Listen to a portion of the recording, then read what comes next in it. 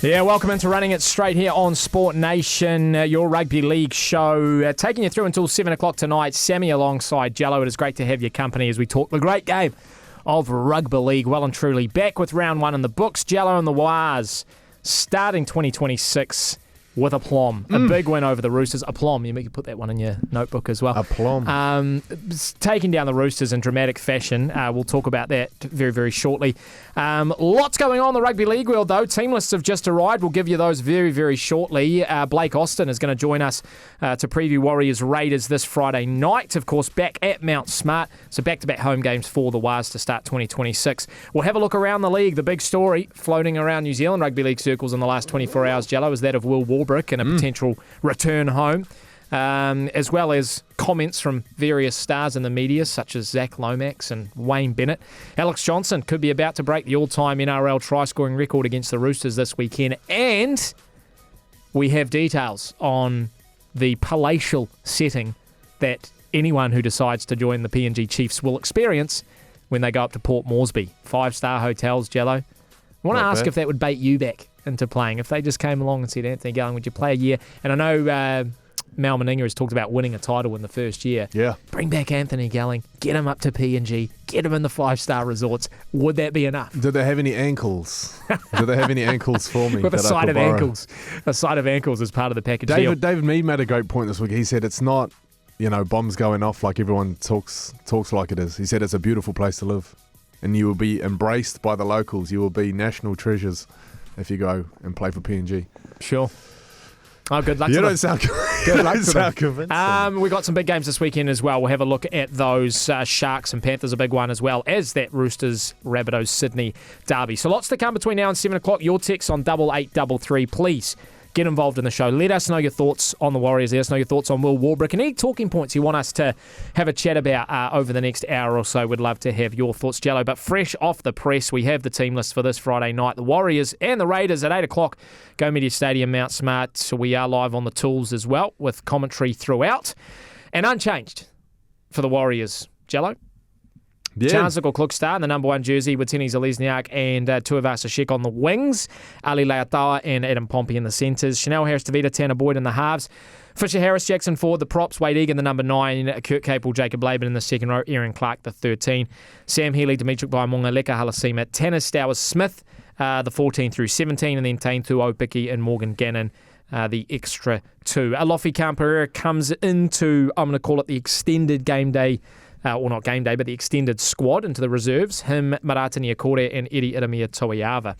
For the Raiders, they've got Kaya Weeks at the number 1, Vilia Tamale and Xavier Savage, the 2 wingers, with Simi Sasangi and Sebastian Chris in the centre, so unchanged for them. Ethan Strange and Ethan Sanders the halves. Someone did ask me on the weekend, is that the first time in NRL history 2 Ethans have paired in the halves? I was thinking that last week. Morgan Smithies and Joseph Tapine in the front row with Tom Starling, the hooker. Hudson Young, Noah Martin. What a start to 2026 for Noah Martin in the back row. Corey Horsburgh, the number 13. Jaden Brayley, Zach Hosking, Ata Mariota, Matthew Timoko on the interchange, and then Daine Laurie and Joe Roddy, the extra 2 there. Owen Paddy, Jed Stewart and Chevy Stewart are on their reserves, Jello. So first look at the team lists for Friday night for both sides. What do you make of it? Pretty much unchanged for both teams, except no Josh Papalii for the Raiders. Yeah, I like it, Bo. I think if it's not broken, there's no need to fix it. Should we get into the performance against the Roosters? Yeah, we can. Yeah, I liked. There was a lot to like. I don't think anyone predicted that scoreline. I didn't think they were going to come out and score 42 points like they did. Jackson Form. The form of his life. After one game? Mate, he played unbelievable. Oh, he was incredible. Aish mentioned before the game that he was going to back him for a try anytime because he saw the family downstairs. Everyone was there. I don't know if he fired up for the family. Mm-hmm. And it made me think, is it time that his family moved to New Zealand? Do they leave their jobs on compassionate grounds to be closer to Jackson Ford? Would be nice for it to go the other way. Yeah, let's turn the tables on that. I'm sure at one point he basically dislocated his shoulder, and he's the kind of guy that would just pop it back in and keep playing. I thought that's what happened. But I thought that's what happened. Very, very tough performance from him. 70 minutes, Jello on the trot. A couple of other big performances as well. Obviously, Tanner Boyd, real sort of come to the Warriors moment. Yeah. His best game arguably in his career, but certainly in a Warriors jersey. James Fisher-Harris as well. Arguably, in my mind, one of the best games I've seen him play in a Warriors jersey too. No, it was great, man. And you know what? Before the 2024 season, everybody put a question mark on Luke Metcalf.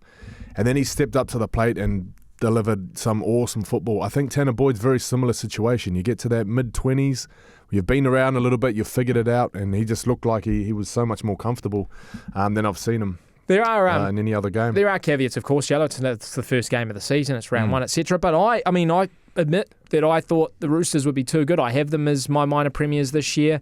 The Warriors surprised me in a lot of ways with how invigorated their attack looked. I mean, defence has always been a bit of a hallmark of sort of this team under Andrew Webster, but the attack finally just had potency, it had pace, it had deception and variability, and to put 42 points, Jello, on any side, let alone a team that many are picking as the minor premiers. And I don't care, how much you want to talk about, Daly Cherry Evans wasn't the guy, they shouldn't have brought him over, he's old or whatever.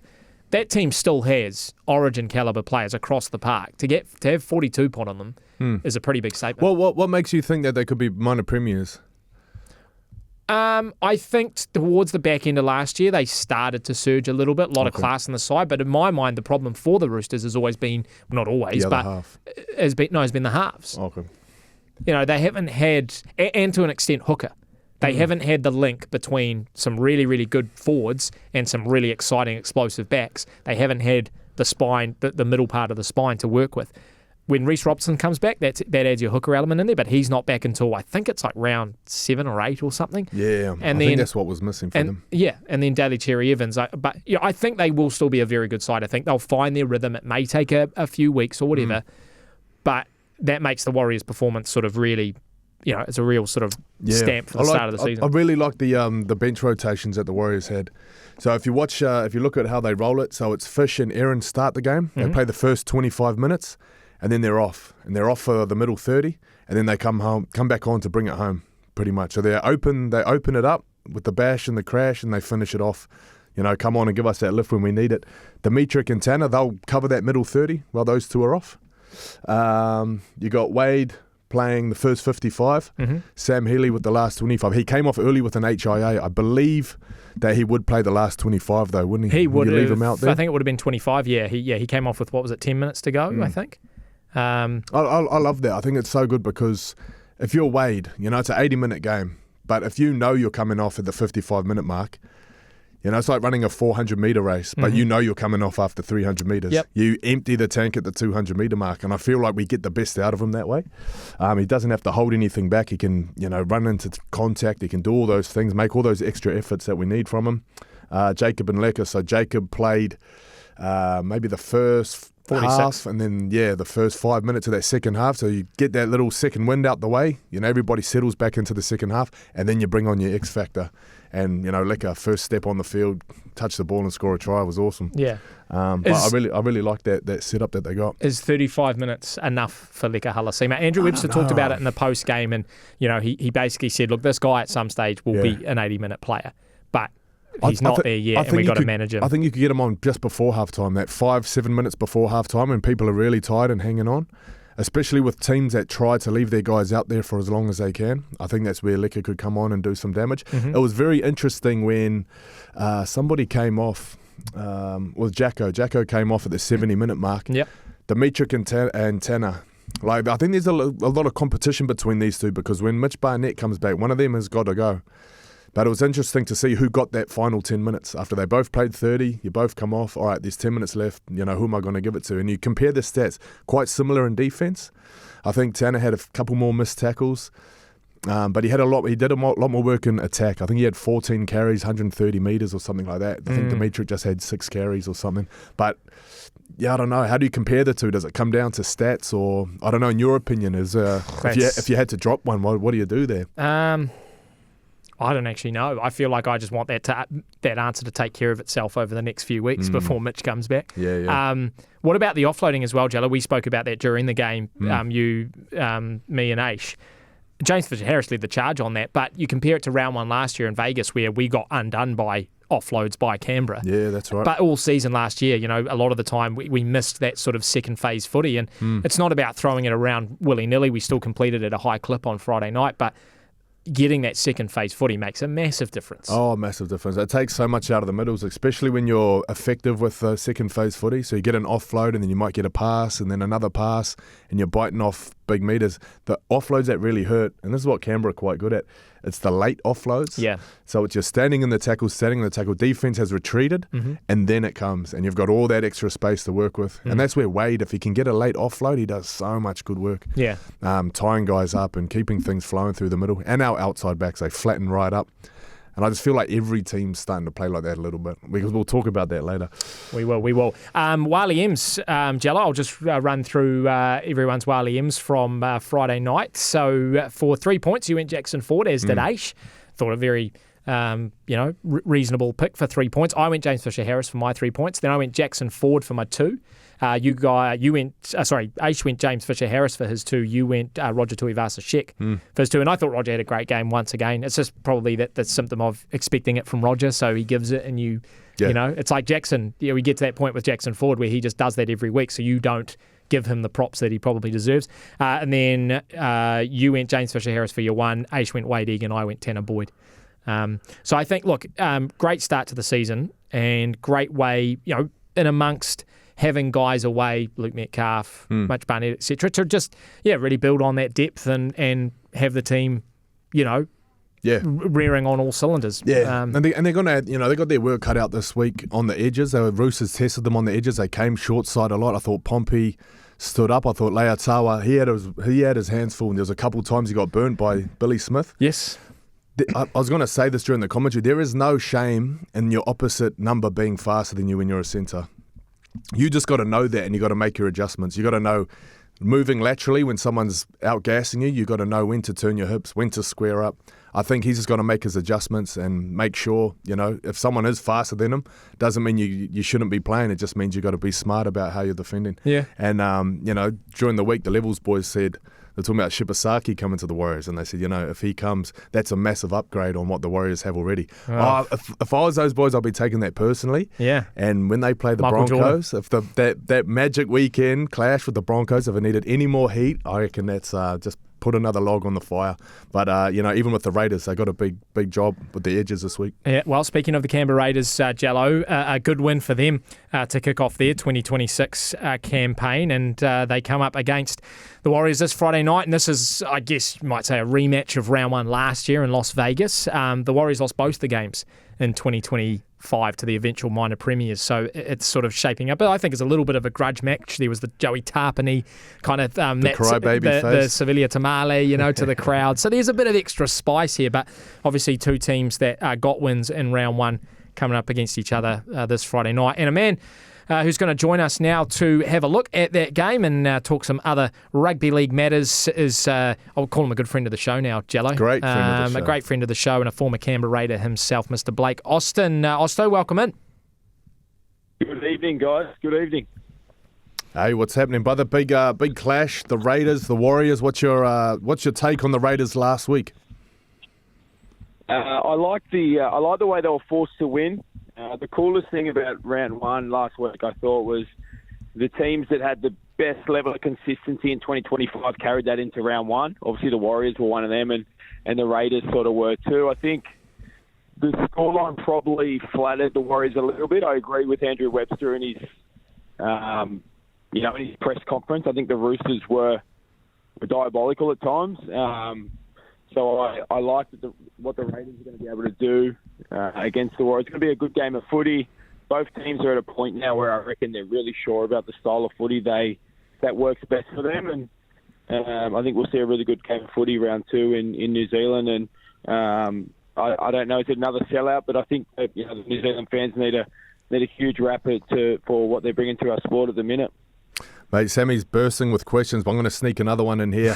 When I watched that right edge for Canberra, Ethan Stranger looks like he was being really stretched in defence. They let a couple of tries in down there. Is that a problem from last year? I know Xavier Savage is very high on the line. Looks like he's trying to get intercepts or just come up with a couple of bad reads. What's your take on that right edge? I reckon if there's one area you can catch Ethan out a little bit in Ethan Strange, he loves looking for contact. So I reckon if you can if you can put a genuine lead on his inside shoulder, I reckon he's someone that likes to sit a little bit and look to really bang. And when he gets it right, it looks really good. He reminds me, he defends a lot like Jackie Whiten. Now, Jackie Whiten is such a ferocious defender that no one ever sort of questions his abilities in defence. But if you put enough shape around him, like any half man in the moment, if you run your shape well enough, then you can put him under a little bit of pressure. But I think they're pretty well balanced. Obviously, losing Josh Papalii, for round 2 is a big loss for them.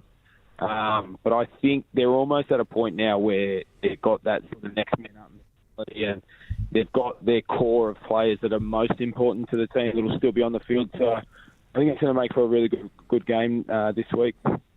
Blake, I will freely admit, happy to admit, and look, probably 90% of my ladder predictions are going to be way off this year, including having the Warriors missing out on the 8. Don't tell anyone. But I was one of those people that had the Raiders, maybe slipping this year. I just thought Jamal Fogarty being, the experienced guy that he is, helped to he was the glue in my mind of a young team. But I mean, you're much more connected to that club and what goes on, and Ricky Stuart and how they operate. Just, I guess, open the door for us as to why losing someone like Jamal Fogarty isn't something that would phase, a club like the Raiders, and they're able to just, I guess, keep consistent and keep, competing no matter who they've got. I will say, I'll back you up on that. I've been doing a little bit more media this year. One thing I've flat out refused to do is put a ladder together, because I don't want to become someone Smart man. at the back end Smart of the season. man. But I don't want to have my face on a poster in someone's change rooms at the end of the year saying this was the idiot. I feel like that might be happening to me. Yes. I had Eels and Dragons fans coming after me as soon as I put that out, Osto. And I thought to myself, I even said, what if I just put out 17 different versions of a ladder with a different wooden spooner on every one, and then I'd capture the entire fan base? Man. I've been very non-committal. I always try my best not to sit on the fence, but a final ladder is something I'm happy to sit on the fence about. So you'll be happy for me to let you know that I had the Warriors and the Raiders slipping as well. I think the reason I had the Raiders slipping, man, we have to be reminded just how crazy their year was last year. They finished minor premiership and they were flying all year. I remember talking to Josh Papalii a couple of weeks ago, and man, he was exhausted come the end of the year. Obviously, a pack champs didn't help, but he had so much going on, man, mentally and physically. They had such a good year. Look, the other thing about the Raiders is, while they had a good win, and I liked the way they were forced to win in round 1, I think if Ethan Sanders was the main question mark, winning that way ticks a lot of boxes for how his year's going to go. But what we know about young halves is it brings inconsistencies. Like, you've had a young half there, for a couple of years now that's had to do things the hard way. And I think a full season in New South Wales Cup for him last year is what has allowed him to hit the ground running this year. But so the verdict is definitely still out on them. But what I liked in the middle period of the games last week is they relied heavily on what worked well for them last year. That was their big, athletic, fast outside backs getting in behind the ruck and creating ruck speed. And the kid on the end of it was really calm. The moment that I loved the most about the field goal was not even the skill or the execution. It was after the fact. He didn't even celebrate. Like, he barely smiled. If that was me, if they had been talking about me all preseason to kick the winning field goal, I would have done a lap of honour with my arm in the air. So for him to stay really calm, it's kind of like he was telling everyone, well, I'm going to have heaps more of these moments. I'm not going to get carried away by this one, and we're going to click on for, get tuned in for next week. So that was the most impressive part of that. And I reckon now the Raiders, with their core group of players, like I reckon you're talking Hudson Young, Joe Tarpany, Corey Horsburgh, Josh Papalii, them guys, they've now got a nucleus of players that allows them to play with a level of consistency that I reckon they're probably in around that 3rd, 4th, 5th position this year, but it's hard to see them soaring like they did last year. It was an unbelievable season. Mate, I might even chuck Morgan Smithies into that core group. It feels like he's been there forever. One guy that's quite new to town, though, Noah Martin. What do you know about this fella? The big mullet. I don't know a lot, to be honest, but he's a real Ricky Stuart sort of selection come round 1. Ricky's not shy to be a little bit different, and you look at the way he played round 1, and he certainly repaid Ricky and the faith that he had in him. So, like I said, when you've got, and you're right about Morgan Smithies, I think any sort of player that's got a bit of experience under their belt and they can find that level of consistency, it does wonders for your team. So when you've got enough of them guys, you can sprinkle guys like Noel Martin in around them, and they just don't skip a beat. So I reckon they're sort of at that level now. Melbourne and teams like Penrith are the benchmark with next man up mentality, but I reckon Canberra are sort of closing in on that, and they will close the gap even more over the next couple of years. Mate, what was your take on these six agains? Oh, mate, I don't know. I just don't know where we're going. Like, I did a bit of media this week, and one of my gripes is, like, we will fix the six again issue, but the way we'll fix it is Valandi's will call the rest, and he'll say, hey, boys, we have to have less of them. Like, I don't think that's the thought we need to be. I don't think the powers that be that run our sport, they shouldn't be telling refs how to ref games based on how we want our sport to look. We should be setting our rules, and then we should be handing it over to the refs to take care of the rest. But I'm pretty well convinced, and I reckon you boys would be too, that there are definitely regular conversations between Valandis and the refs and how we want our game to look. I reckon we've lit a fire in Peter Valandis now, I reckon, because he told everyone that he needed to bring in the kicking rule to counteract the blowouts. In round one, we had 4 or 5 blowouts. I reckon he would be absolutely seething that he allowed the coaches and the players to fight back and didn't allow him to put that rule in. And I reckon it puts us in a dangerous position as a sport, because I reckon he'd be willing to die on the hill he stands on next time he wants to make a decision that he feels is best for the sport. Like, he's made a lot of decisions that have been wonderful for rugby league, but every time you change something, you take a step closer to getting something horribly wrong. So I just don't know where we're heading. The 6 again rule, while it's been okay, like, it's, I don't know, man, it just forces us to be a little bit robotic. You look at all the teams that we're excited to see in round one. We wanted to see the teams that just wanted to toss the ball around and play a bit of footy.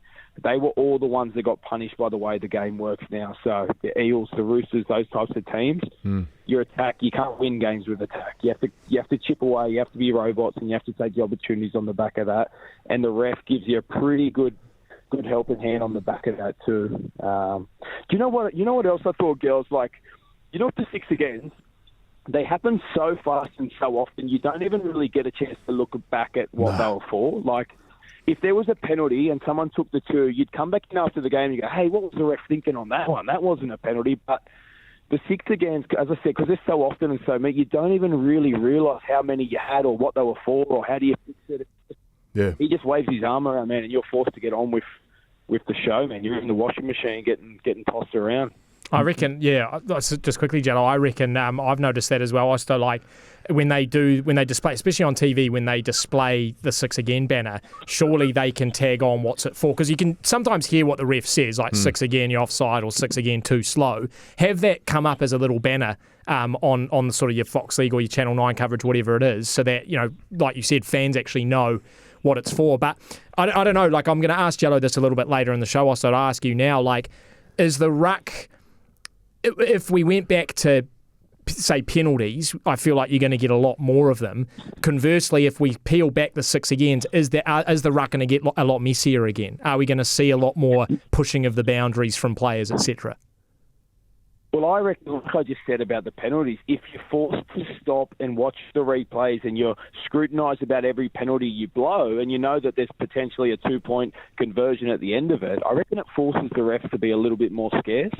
And then I reckon you can create a bit of public opinion on whether the penalties were warranted or whether they weren't. But I reckon because you get to scrutinise every single decision, the refs will actually, like, they just get to wave their arm around and no one even remembers what it was for or whether it was warranted, or because you just got to get on with it, man. Like, before you blink, sometimes you've got 3 or 4 in the space of a minute and you've just got to bang crossing your trial line. I don't know, man. I just don't know if we've put enough thought into exactly what our game, you know, needs to look like. I love what Greg Alexander said through the week.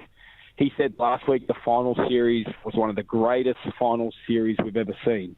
So and we know who the person is, but who was the person that sat around and said, how can we change it to make it better? Like, at what point do we just really enjoy our product and allow it to evolve naturally? Yeah, bang on. And you know what? They always have manipulated the way games have been called, because Origin's always been put the whistle away. Finals, you let a couple 100%. high shots go. You know, there's no red cards in finals. We know the threshold for a red card is so much more higher. It's just changed now where, because the referee knows he doesn't have to call or doesn't have to interrupt the game with a stoppage, he can just, ring the bell and let things keep flowing. They'll just keep pinging them. And the game's never perfect. Every ruck has something you could pull up on if you wanted to be that anal about it.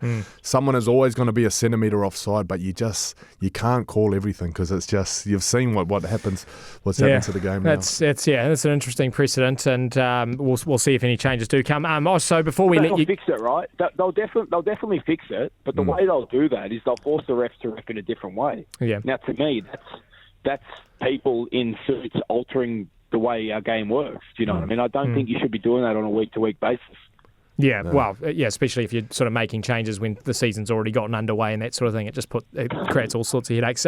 Before we let you go, one quick one. Also, Alex Johnson looking to break the all-time try-scoring record this weekend. And if he doesn't do it, he's going to do it, at some point over the next couple of weeks, fingers crossed. And a question that I just wanted to quickly ask you before we let you go. Do you think we'll ever see that again, Osto? Or sort of, I guess, in the near future or in our lifetime, or is it that crazy that we're potentially not going to see it for a long time? It's a weird one. I don't think we've actually stopped to appreciate the feat enough.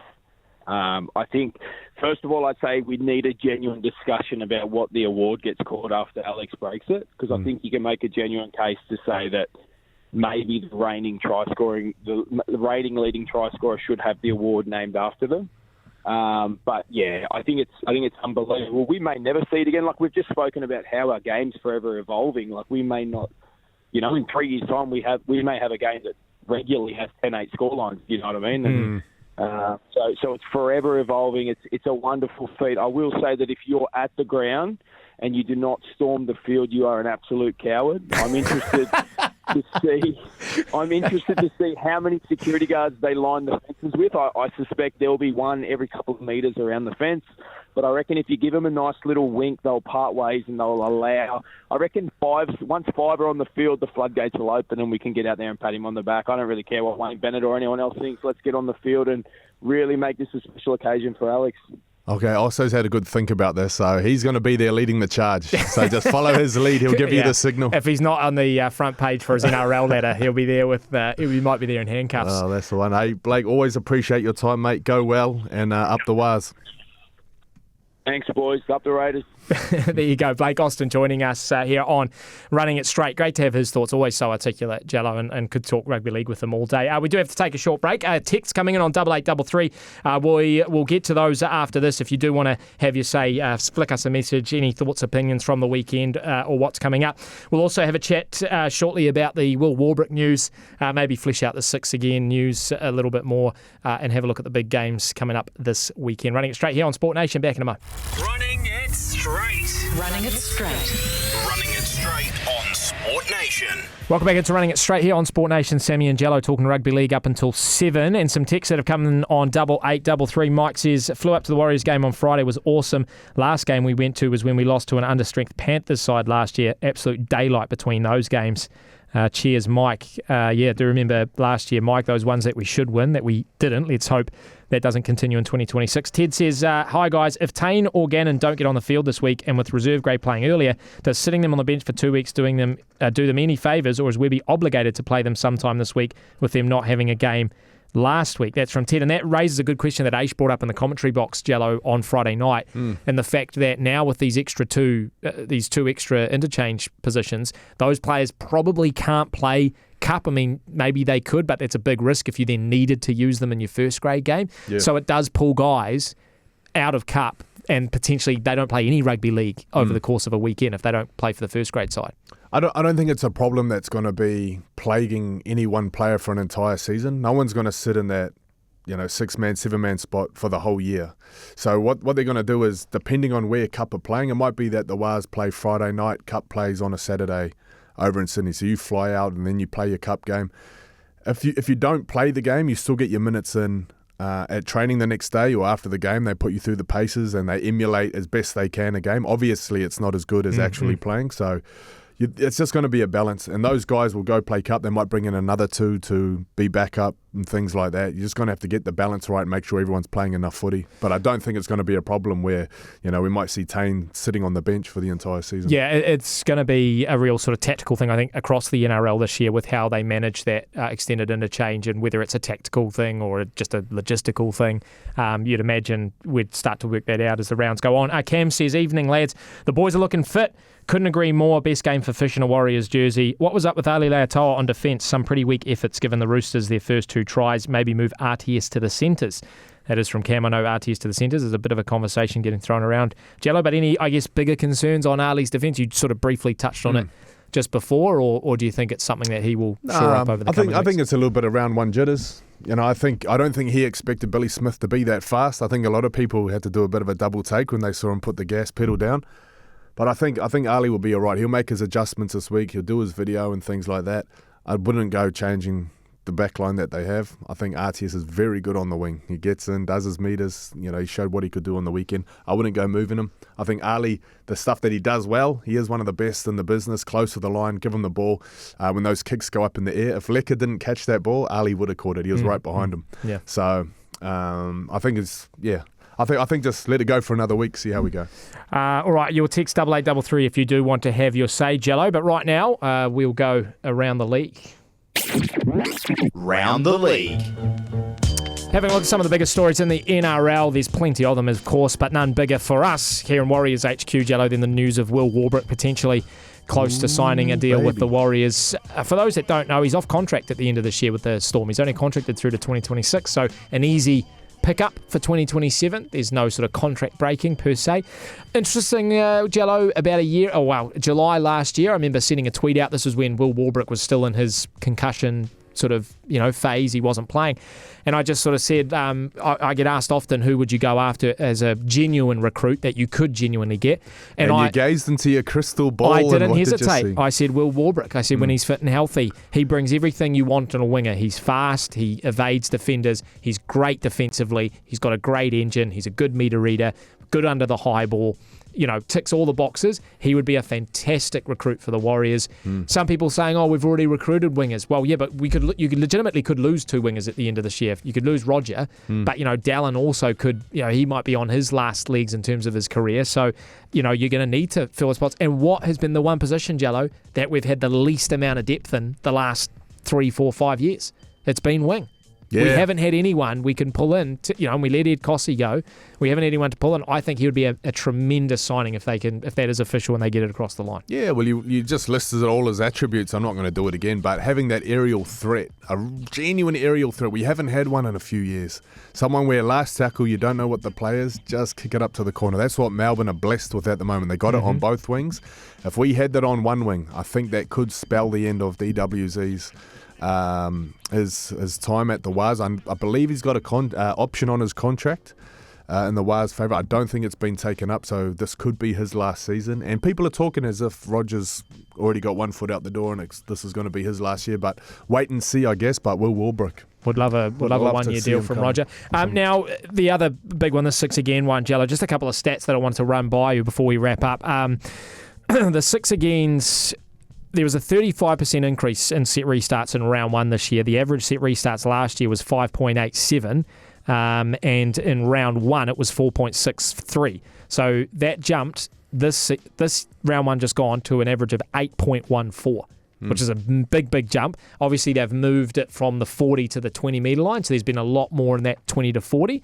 But get this, the total margin spread in round 1 was 160 points. In 2023, 3 years ago, the total margin across the round was 70.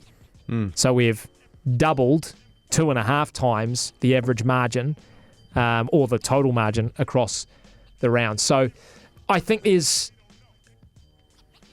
sort of validity to the conversation as to whether it's gone too far and how to fix it. I think there is a conversation to be had there. But also, Jello, we've been talking about this off air. I don't want to go down the path where players can suddenly just do whatever they want in the ruck because things aren't going to be called anymore because we're scared of giving away 6 agains or we're scared of calling a penalty. Yeah. And we go back to, all sorts going on in the ruck and slow down the players offside 24/7. That's I remember those days. And that was the Melbourne Storm when they brought the wrestling and the ruck was so slow. Oh. And the referee used to, early on in the game, give a penalty and say, that's too slow, you need to speed it up. And the game would speed up from there. Yep. And any ruck after that, he'd give them a warning. Come on, I need you quicker than that or I'm going to give a penalty. And the players listen and go, all right, sweet. But not just six again, ring the bell, ring the bell, No, ring the bell. and I think there's a middle ground there. Teams, I will say as well, the Roosters were, and from our commentary position, offside multiple times on Friday night. And that, to me, a lot of six agains are offsides. There are things that happen in the ruck, but a lot are offside. But here's the other end. The other side of the conspiracy is that six agains will be given to the team that is behind in order for them to catch up. Yeah. It's like playing Uniplay video games, and you can turn the catch up on and off. Yeah. We'll turn the difficulty down to win the boss make battle. it a bit easier, because I think a lot, like similar to NBA, they want buzzer beaters. They want overtime. Well, that Seagulls NFL, Raiders game was... Look at the NFL season that's just gone. The officiating was very questionable, and every game came down to the last drive. That's what they want. Everybody hanging on the last drive, and I think a lot of NRL games, they want golden point, they want close games, but we're just not getting it at the moment. You know the crazy line from the Seagulls Raiders game, I can't remember who was commentating, but they said towards the end of golden point, they said, someone in this game, whoever wins this game, has come back from 14 points down. Because the Manly went up 14 and then the Raiders went up 28-14. So someone was going to come back from 14 down. So maybe that gives credence to your conspiracy, Jello. We've got to take a break here on Running Straight. When we come back, have a look at some of the big games, the other big games happening this weekend in round 2. Running it straight on Sport Nation. We're running it straight on Sport Nation, and we're going to have a look at round 2 across the NRL and the bigger games this weekend. Broncos Eels start us off Thursday night, Jello, at 10 p.m. That one is in Brisbane. I feel like the Broncos should bounce back. Eels were pretty poor in that game, honestly. I know some people thought the Storm, that upset them. I thought they were really, really poor. I didn't get a prediction from you for Raiders Warriors scoreline. Oh, I think it's going to be close. I think both teams are quite similar. Gutsy wins last week. I think that Raiders team is going to change. They got Matt Timoko on the interchange.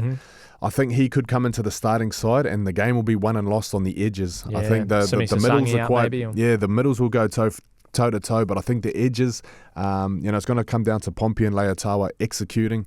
The 3-ins, the halves getting their D right. That's where the game's won and lost. What do you reckon? I did not give a score. You're doing a Blake Austin there. I'm going to say 2018 to the Warriors. To the Wars? Okay. Yeah, I think they can get up on this one. I think they got a bit more points in them. I think 24-18. Okay. That is still pretty close. Roosters Rabbits, Friday night, 10 p.m, game of the round. Well, one of the games of the round for me, Jello, especially with the try-scoring record on the line. It would be pretty special for him to do it against the Roosters, real rival club, obviously, Well, you got to watch it, Sydney clubs. Friday, 10 p.m, you got to watch it. You got to stay up late just in case it happens. Yep. You'll never forget where you were that time. What do you reckon? Do the Roosters bounce back, Jello, or do the Rabbits, make it 2-0? I think Rabbits go 2-0. I think Latrell has a big game. And I think he bullies the life out of his opposite number. I disagree. I think you get 28 points put on you by the Dolphins. You get 28 points put on you. You shouldn't really win a game of rugby league. Yes, obviously they were able to rack up the points themselves, but the Dolphins play defence optional most weeks. They did late last year. That's been their problem. I don't think the Roosters, and I know the Warriors put 42 points on the Roosters, but I just think they will bounce back bigger this week. I think the Roosters' problem last week was their defence, and unless Cherry Evans has a time machine, discipline, though. You fix it with a time machine. No, but I think it was discipline. I think it was discipline, and they were the most penalised team in 2025, so there's maybe an argument for them not fixing that, but I think they do, after a spray and some work this week, get that right. If they don't get it right, then they'll lose. Of course they will, but I think they do get it right, and I think they'll take down the Rabbits. Must be a hell of a spray. West Tigers, Cowboys, Saturday at 5 p.m. The Tigers kick off their season after being on the bye in round 1, so that'll be an interesting one to watch. Dragons, Storm, you think the Dragons will beat the Storm? I do. I picked the Storm to go down a week early. Week too early, I think it's this week. Flanagan's got the little edge on Bellamy. Check the records, people. Go do your own research. I think the Dragons are a great shout. Okay, interesting. I will go absolutely nowhere near that bet. Panthers, Sharks. This is the game of the round for me, Jello. Saturday at 9:35. The Sharks with a great performance in round 1. The Panthers as well. I would say somewhat of an upset, but certainly a big result against the Broncos in Brisbane. 26 points to nil. Held them to 0, the Premiers. What do you reckon, Panthers, Sharks, Saturday, 9:35? Two heavyweights here. I thought Sharks last week, clinical. They're such a balanced team, and they're not a team that rests on Nico's shoulders anymore. I think they're very Well, Braden Trindle had an absolute That's what showing. I mean. That's what I mean. And it's where do you look? Because on their edges, they're very strong. They got some power coming off the bench. They're a team I really like. And I think that could be a little grand final preview. Who knows? Oh, well, I know you are bullish on the Sharks I this am. year. Okay, so wait, who do you think's getting the win there? I think Sharkies. I think Sharkies could do it, yep. I almost want to sit on the fence with her. I feel like I will back Penrith after round one, but the Sharks got points in them. They certainly have points in them.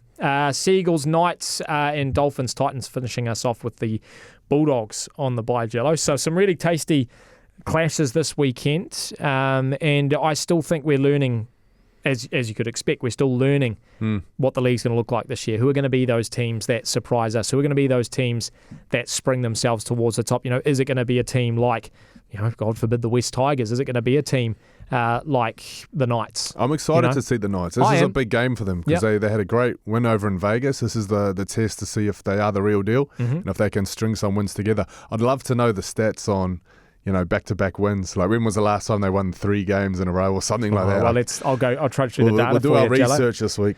We'll take another short break here on Running It Straight. When we come back, we'll wrap it all up. If you do want to get any last-minute thoughts through 8833, we've been talking plenty on the show today. Will Warbrick 6 agains, the Raiders, everything. So your last bit of correspondence, and we'll wrap it all up after this. Running It Straight on Sport Nation. Just before we wrap up the show, a couple of texts in here from Paul. The first one says, Sammy and the Fresh Prince. What should happen if Tanner Boyd has an amazing few rounds and kills it? Should Metcalf come straight in at 7? Or should Tanner stay at 7 and Metcalf go to 6, Jello? Paulie from Northland, my good man. I don't think you take Chanel out. I think Chanel's so solid in defence. He's doing great things. I think it's one or the other. It's Tanner or Metcalf. And I think if Tanner's going great, you just got to let him keep going. Metcalf will put the pressure on, maybe go play cup, get himself up to speed. But you don't fix what's not broken. I will tell you as well, Paul, Webby, if there's anything we've learned over the last 3 years, it's that he is not going to. He rewards, the players that had that jersey before they got injured. He's not just like a form guy who's just going to give it to the player who's playing the best. So you can guarantee Luke Metcalf is coming straight back into that 7 position, whether we want it or not. The other text from Paul says, can we let him know what games this week we'll be able to listen to on Sport Nation?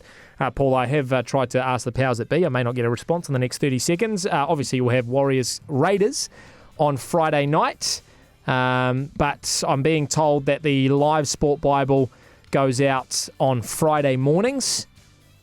So if you want to check back in on Friday morning, Paul, you'll be able to find out which games that we do have across the weekend. But it is a big weekend of rugby league.